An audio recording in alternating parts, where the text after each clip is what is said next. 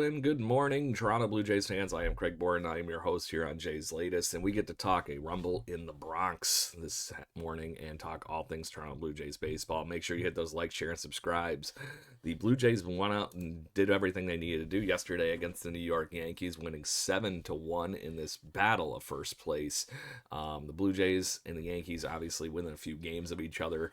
There was a foreseeable coming into this game that if the Yankees were able to actually, take the Blue Jays to school in all of the games and sweep this would have been an actual tie potentially for the division at that point. But in game one, the Blue Jays did their business and hit everything perfectly. All cylinders were working for the Blue Jays, pitching, catching, fielding, throwing, hitting, especially.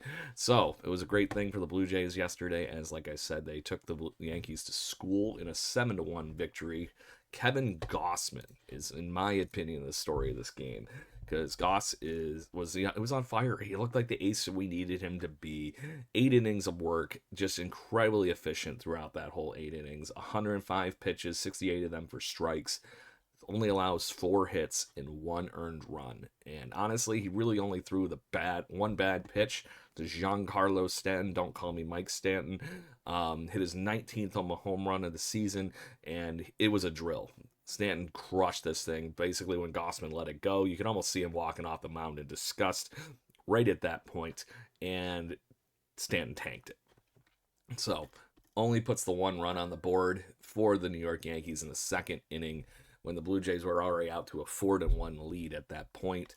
Kevin Gausman picks up his 9th win and just, like I said, was ace level.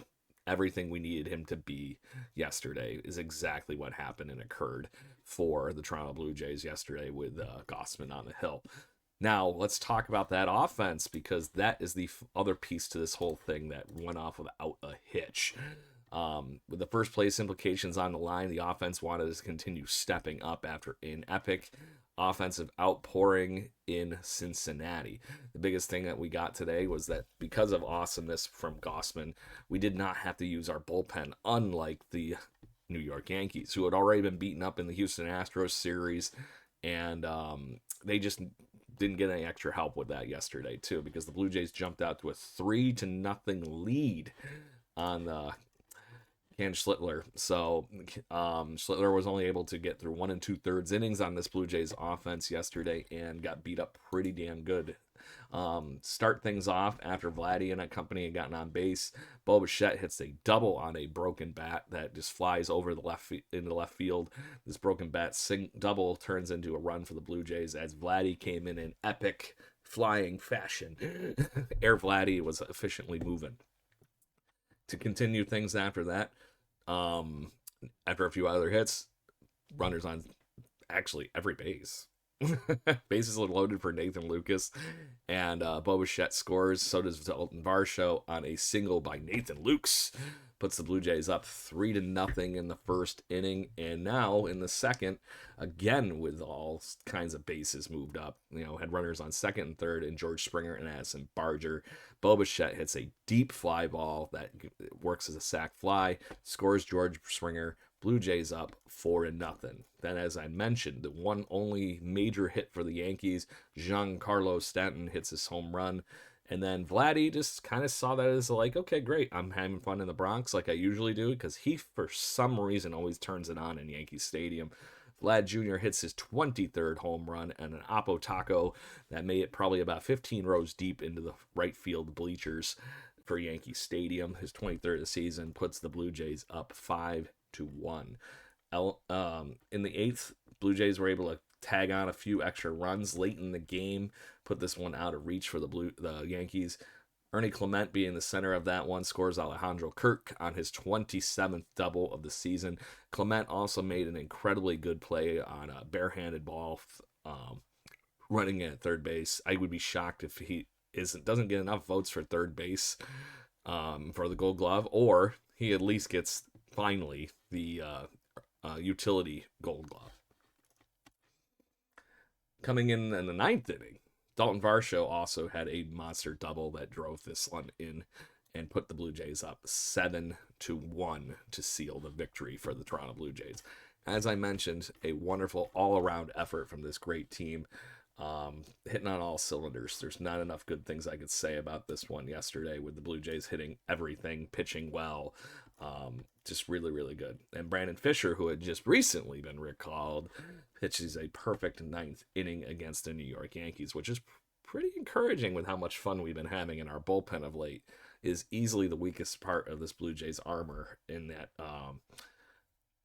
bullpen. So the Blue Jays were able to also touch up every pitcher that came out of the Yankee bullpen yesterday. So they got a piece of all of them and were able to score a run on all four of the pitchers that the Yankees used yesterday. So that is actually quite fun as well. So on that note, let's jump the day to the future, or at least today to the present. We are going to have Chris Bassett against Luis Hill today. Luis Hill just coming back from injury and the reigning, defending Rookie of the Year. Hill has been off to a pretty good start since coming back from the injured list. He's thrown 5 innings consistently. He has not allowed more than a couple earned runs since his first outing. His most recent outing was against the Chicago White Sox, in which he allowed 2 earned runs and 5 in the third, 7 strikeouts in that as well. Like I said, Luis Hill is the actual reigning Rookie of the Year, so this is no slouch. He's pretty good. Blue Jays have a chance to take, obviously, the second game today at 1 o'clock p.m. with Chris Bassett on the mound. Bassett fresh off of a couple of really good starts. He's pitched at least 5 innings in his last 3.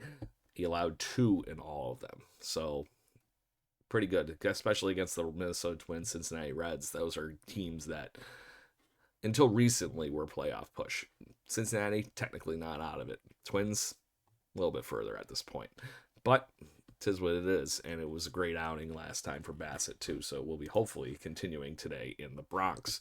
So on that note, Blue Jays fans, make sure you head over to jbirdwatching.com and check out. We actually are handing out prizes, so make sure you hand out and listen to those wonderful directions on how you might be able to win on Birdwatching GC, the Jaybird Watching podcast. This guy right here. So, anyways.